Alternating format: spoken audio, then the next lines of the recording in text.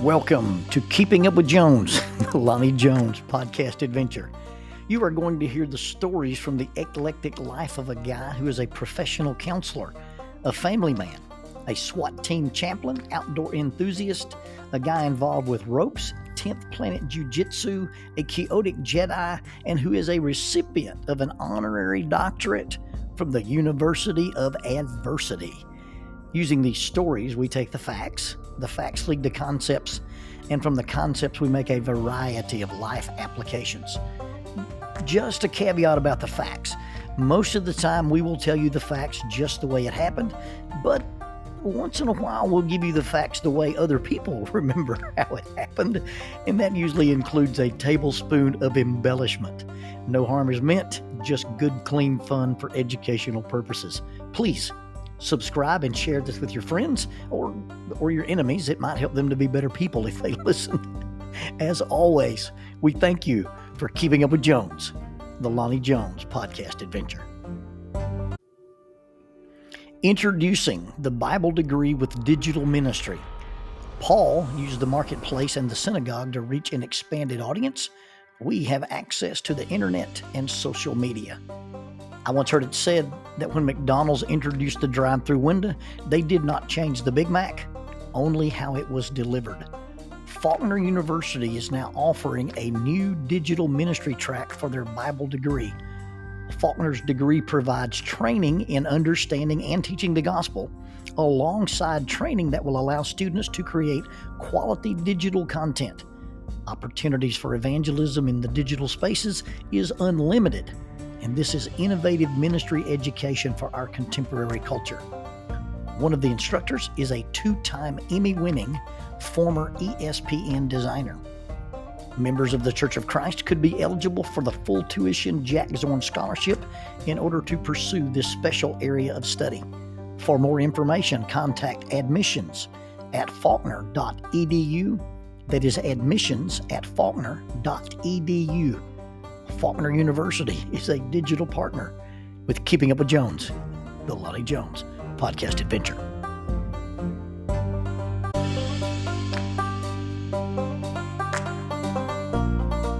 TKM Incorporated in Moss, Tennessee is a construction company that specializes in erosion control, seeding, and soil, hydroseeding, hydromulch, minor excavation, and silt fence. They also provide traffic control and construction signs. Their business is keeping people safe, but their passion, their mission, is they wish that all men could be saved. TKM has adopted the nickname the King's Men because as they serve you, they also serve the King. If they could provide any of their services for you, please contact them at 931-243-3958. That is 931-243-3958.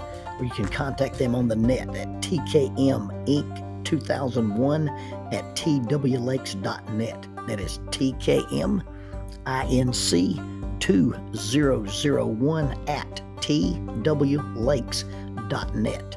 TKM Incorporated is a sponsor of Keeping Up with Jones, the Lonnie Jones podcast adventure.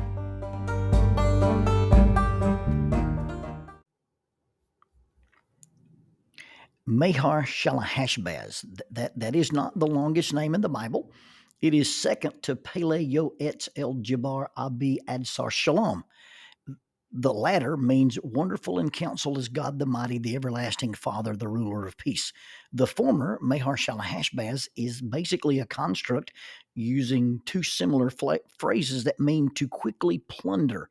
And the phrase to quickly plunder is repeated twice, and it's a prophetic warning of the plunder of Samaria and Damascus by the king of Assyria, Tiglath-Pileser III. Probably around 734 to 732 BC. Now, I've used the name Maher-Shalal-Hash-Baz in lessons, but probably not like you might think. Once I was at a retreat called Amplify. Amplify was an event organized and hosted by Paul Sperlin. Paul is one of the board members behind this group called Exposure Youth Camp. That's a camp that actually takes place in Huntsville, Alabama, every year around December 26 to 29. If you'd like to get on YouTube, you can find footage of the 2,000 plus kids singing in the atrium at the Embassy Suites, and their a cappella singing is just beautiful, with thousands of kids standing in these balconies and singing in this open air atrium. The Exposure Youth Camp, EYC, is probably one of the largest gatherings for students from the Churches of Christ, and is basically only rivaled or exceeded in attendance by the Lads to Leaders conventions that are held in several places on Easter weekend, and the Challenge Youth Conference, CYC, that is always the last weekend of February in Pigeon Forge. Anyway, this may be an early iteration of EYC. This is one of those large multi-church group camps, and I was in attendance, and I was actually one of the keynote speakers.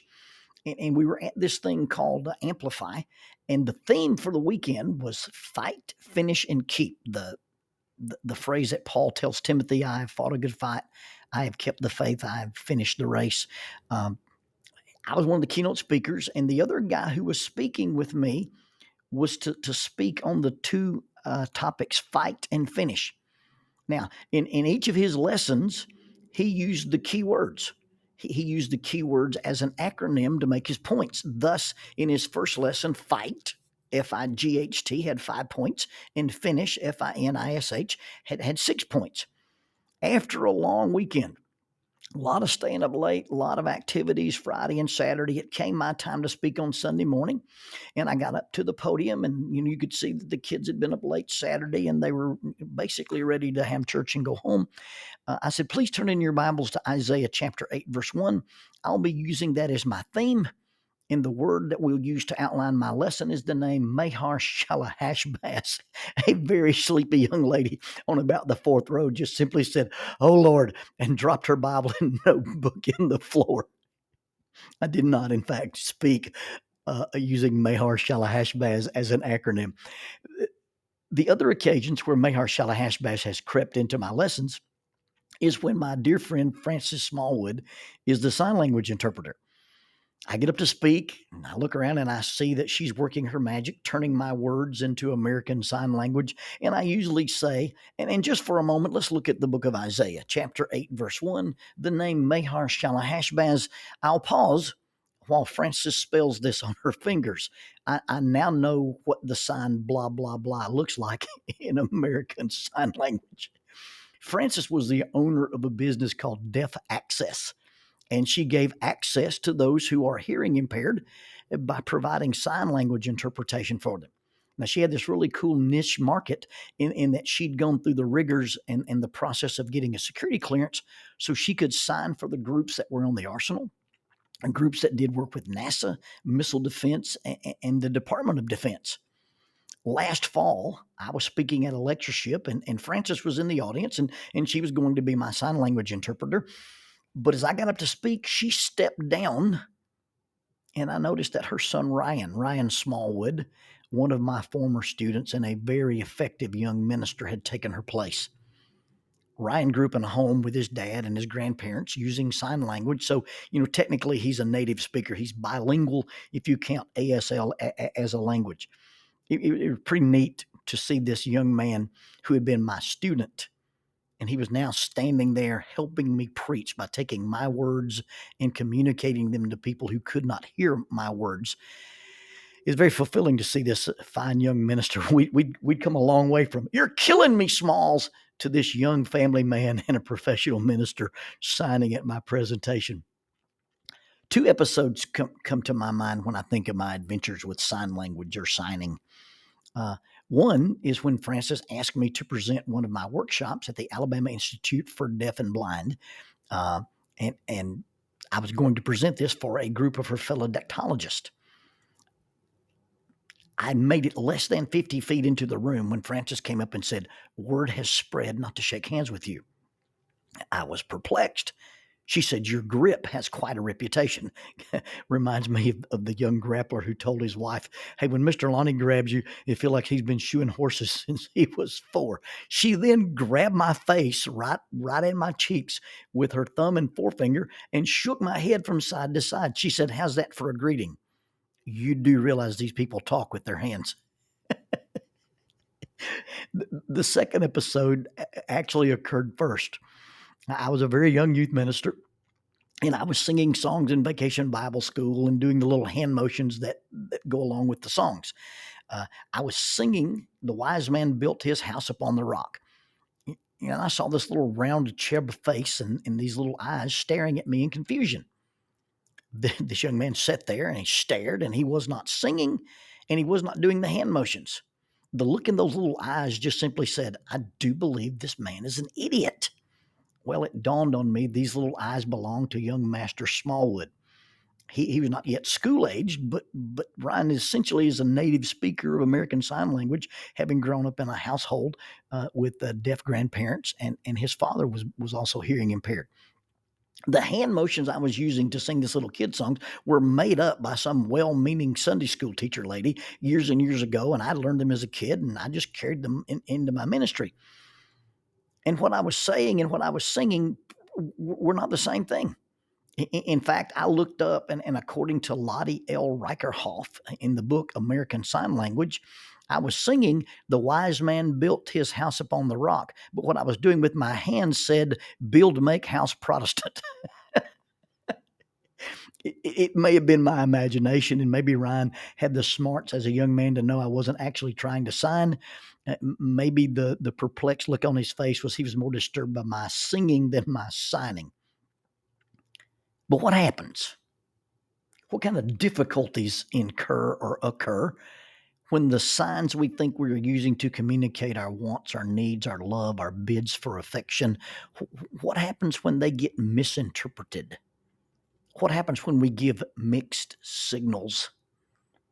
We give the signs, and yet other people wonder what we meant. And we wonder why they didn't respond to the signs that we gave. It's probably because of mixed signals. Are we really communicating in a way that people perceive or understand? Do our signs make people wonder? Signs and wonder. We do exercises all the time with corporate groups where we'll have people, split up into pairs, and one person will wear a blindfold and the other person will lead them through a series of tasks by giving them directions or giving them instructions. And in every single instance, in every group I've ever done, at least one person in the room will give instructions to a blindfolded person by pointing at them. It's right there. Move over there. And they're pointing the whole time. And in this case, they don't even wonder at the signs because the other person is using signs that they can't even perceive. Ladies, men, do not get hints. I opened the door the other day leading to the garage on my way to work, and there on the two little steps leading from the house into the garage was a large black garbage bag. My first thought was not, I think she wants me to take the trash out. My thought was, challenge accepted. And I broad jumped the bag into the garage and then went to work. I may be thinking I'm giving you signs that I need your assistance. I may be thinking I'm giving you signs that I need your attention or your love. And yet I'm being misinterpreted either because I'm not using the proper language or you don't understand the language I'm using. Without doing a deep dive, I'll remind you to think and read about Gary Chapman's book, The Love Languages. We often use our own love language as gestures to tell people we love them and expect them to interpret that's how we want them to tell us that we are loved by them. It doesn't really work that way. The other thing to consider is how effective is it if it's instead of asking for your attention or your affection, I demand it by drama or manipulation. When I force you to pay attention, and I'm using that in the transactional sense, I do this or I do that or I act this way or I speak this way, and you have to pay the attention tax. It's not out of love, it's not out of interest, but because you've now demanded it. When I force pay others to pay attention to me, when they do pay the attention, it's not really a gesture of love, but it's out of obligation. And that does not build intimacy, that builds resentment and eventually leads to either withdrawal or avoidance.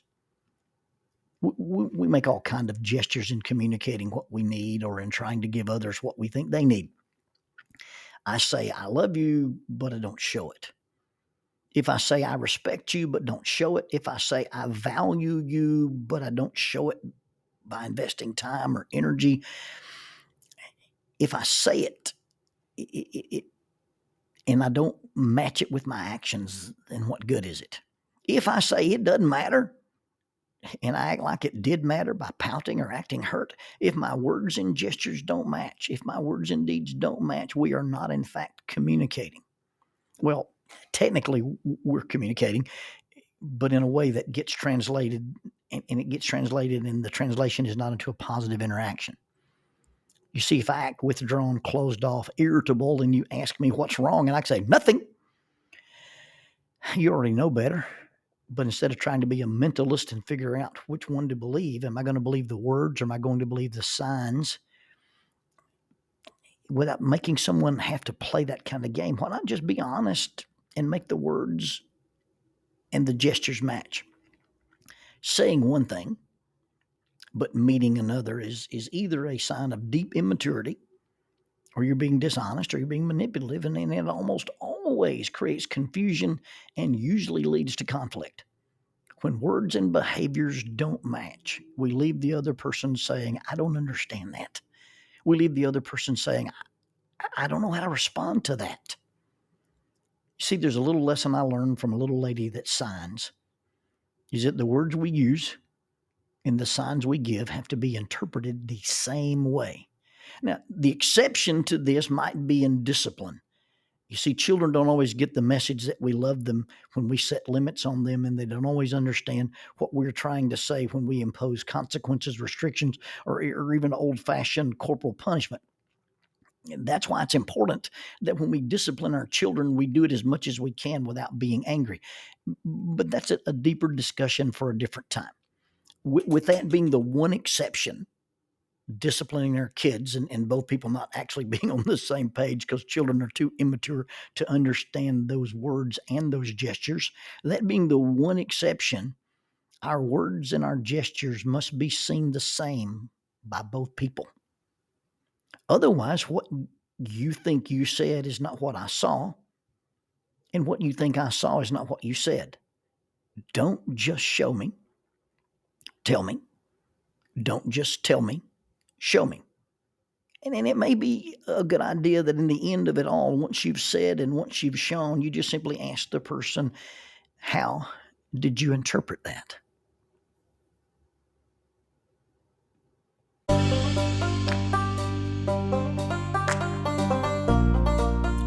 Using the tool of shortwave radio, World Christian Broadcasting literally covers the world every day with the gospel.